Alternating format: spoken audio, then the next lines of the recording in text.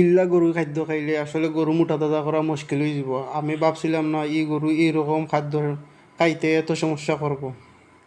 আসসালামু আলাইকুম দর্শক, কিতা অবস্থা? সব ভালো আছেন? আশা করি সব ভালো আছেন, আমিও ভালো আছি আলহামদুলিল্লাহ। তো গাইজ, প্রথমে বুঝলা যে গরু কিছু কিছু প্রবলেম করে। তো আজকে এই সম্পূর্ণটা আপনার লগে শেয়ার। আমার খামারও গরু আনার আজকে 4 নম্বর দিন।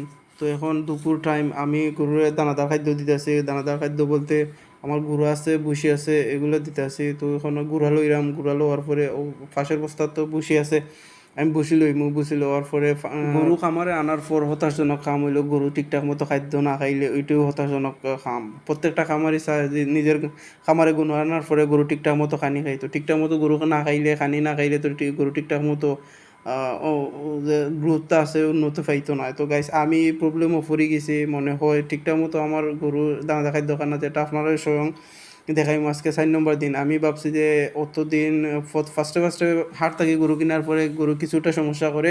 তো আমি ভাবছি এটা আস্তে আস্তে ঠিক হয়ে যাবে, কিন্তু আজ 4 নম্বর দিন এখনও সম্পূর্ণভাবে ঠিক হয়েছে না। তো গাইস, আমি দানাদার খাদ্য, ওই যে গুঁড়া আবুসি আছে, খৈল আছে, এগুলো আমি পানি দিয়ে মিক্স কইরা এখন নিরাম। নেওয়ার পরে দেখবা আপনারা সরাসরি দেখতে পারবা যে ঠিকঠাক মতো যে যে কাজে হতাশাজনক কাজ গরু ঠিকঠাক মতো খানে খান না, এটা সরাসরি দেখবা গাইস। এখন আমি তাগড়ার মধ্যে গুড়া লইরাম, গুড়া লওয়ার পরে এখন গরু যাইমু।